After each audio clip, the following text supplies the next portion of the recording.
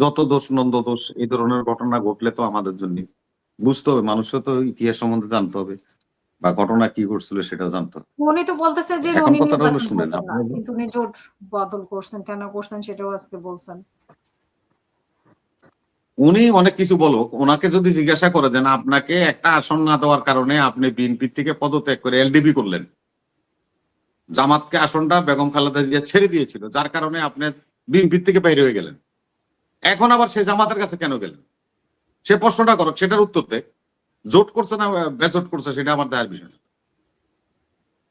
ওনারা এই প্রশ্নটা সাংবাদিকরা করে নাই তো, আপনারা করেন না।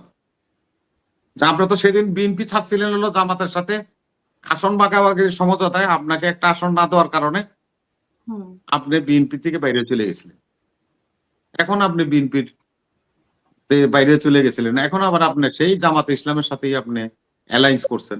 ভালো করেন, সেটা তো মানুষ জানতে হবে, বুঝতে হবে। জামাতের সাথে অ্যালায়েন্স না করলে এখন যে অবস্থা এলডিপির, তার মানে মিস্টার কর্নেল অলি আহমদ সাহেব বীর বিক্রম যত বড় বীরই হোক, ওই আসনে উনি জিতে আসবেন না। শামসুল হকের সাথে জিততে হইলে উনি ওই আসনে জিততে পারবেন না, যার কারণে উনি জামাতের সাথে জোট করছেন, তার মানে আসনটাকে তিনি নিশ্চিত করছেন। ভোটের স্ট্র্যাটেজি বললাম। আর একটা কথা হলে শুনেন, আপনারা যেভাবে বলছেন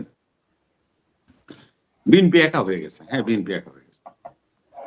বাংলা এই পাকিস্তান যখন হয়েছিল, পাকিস্তানের প্রথম নির্বাচন যখন হয়েছিল 54 সালে, সংসদ নির্বাচন, খেয়াল রাখবেন 54 সালে সদ্য স্বাধীন পাকিস্তান, পাকিস্তান স্বাধীন কাদের মাধ্যমে হয়েছিল? মুসলিম লীগের মাধ্যমে। কায়েদ আজম জিন্না মুসলিম লীগের নেতা ছিলেন। মুসলিম লীগ পাকিস্তান ভাগ করছে, পাকিস্তানের জন্ম দিছে। 1954 সালের নির্বাচনে, প্রথম নির্বাচনে, পাকিস্তানের প্রথম সংসদীয় নির্বাচনে মুসলিম লীগ যুক্ত ফ্রন্টের কাছে হেরে গিয়েছিল। যুক্ত ফ্রন্টের নেতা হোসেন শহীদ সরওয়ার্দী পাকিস্তানের প্রধানমন্ত্রী হয়েছিল। আরেকটু পিছনে যাই, দ্বিতীয় বিশ্বযুদ্ধের কমান্ডার ইন চিফ ছিল, সিএনসি ছিল কে জানেন?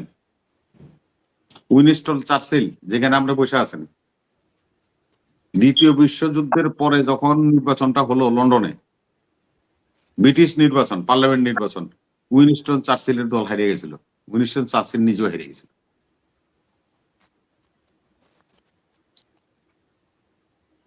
ইকুয়েশন আছে, হিসাব মিলে করো। 71-এর বিপ্লবীরা এখন জামাতের সাথে অ্যালায়েন্স করে, 24-এর বিপ্লবীরাও একদিন হারায় যাবে। তাদের দল ভাঙছে, নঞ্চে খুলছে, সব বাইরে হচ্ছে, একজন একজনের বিরুদ্ধে বলছে। মাত্র 1-1.5 বছরের মধ্যে তারা তাদের অস্তিত্ব রক্ষা করতে ব্যর্থ হয়েছে, না অস্তিত্ব রক্ষা করতে ব্যর্থ হয়েছে। আজকে যেভাবে আমরা দলগুলি মূল্যায়ন করছি, আমার নারায়ণগঞ্জ জেলা আমি বলি, জামাত তার 3টা আসন ছাড় দিছে। একটা আসন নারায়ণগঞ্জ 4, ছাত্র শিবিরের সাবেক সভাপতি আব্দুল জব্বার, শেখ হাসিনার আমলে বহু নির্যাতিত লোক, সে মাসের পর মাস তাকে ডিটেনশন কাটতে হয়েছে। এই শিবিরের জব্বারকে নমিনেশনটা দিয়েছিল, আর সেই নমিনেশনটা জব্বারকে ছেড়ে দিতে হলো এনসিবির একটা দুধের শিশুর কাছে, আলামিন করে নাম। তার বাবা একসময় জামাতের আমির ছিল আমার এলাকায়, এবং সে যে এলাকার ভোটার, সে হলো নারায়ণগঞ্জ 3-এর ভোটার, তার নমিনেশন দিচ্ছে নারায়ণগঞ্জ, সে নিজের ভোটও দিতে পারবে না। কিন্তু জব্বর সাহেব সেখানে সম্ভাব্য প্রার্থী হিসাবে বিএনপি এই আসনটা জোটকে দিয়ে দিয়েছিল জমাতে উলামা মনির হোসেন কাসেমীকে। ইভেন এই যে হাসনাত আব্দুল্লাহ যার সাথে দাঁড়ালো, সে উনিও তো কাঁদলেন, উনি ছেড়ে দিয়েছেন, কিন্তু ওরা তো চোখে পানি দেখলাম। আমি আসতেছি। এখন দেখেন, হ্যাঁ এখন এটা জোটকে ছেড়ে দিয়েছিলাম আমরা জমাতে উলামার মনির হোসেন কাসেমী। তার অবস্থান জব্বর সাহেবের চেয়ে ভালো না। জব্বর সাহেব এলাকার ছেলে, তার বিশাল পারিবারিক অবস্থান আছে। ওই সিটটা আমরাও যেটা জানি, বিএনপির মধ্যে কোন দল আছে সেখানে আমাদের যারা বিএনপি করতো বা আগে সাবেক সংসদ সদস্য তারা কিন্তু বিদ্রোহ প্রার্থী হিসাবে নমিনেশন কিনছে এবং জমাও দিছে, সেখানে একটা ফ্যাক্টর হইতো। কিন্তু যাকে এখন নমিনেশনটা দিচ্ছে এনসিপির আব্দুল্লাহ আলম, সে কোনো ফ্যাক্টরি নেই।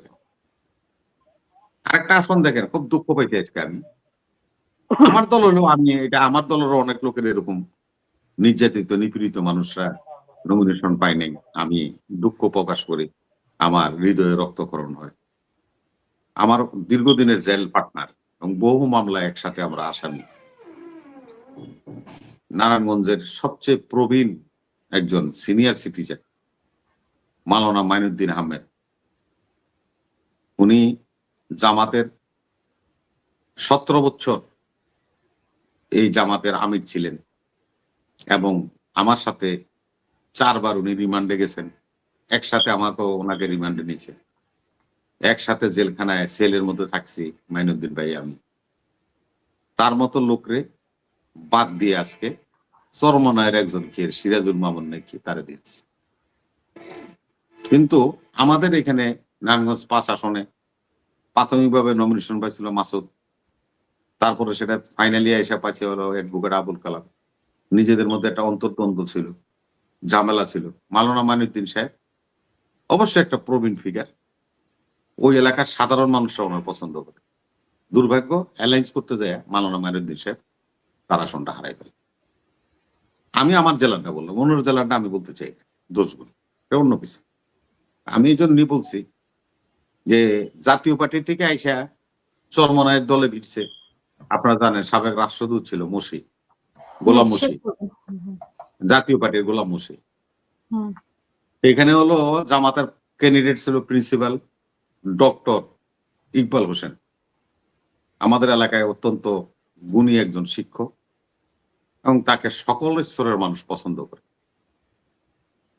ওনাকে বাদ দিয়ে জাতীয় পার্টি থেকে এসে ইসলামী আন্দোলনে যোগ দিচ্ছে, তো সে লোকের নমিনেশন দিয়েছে।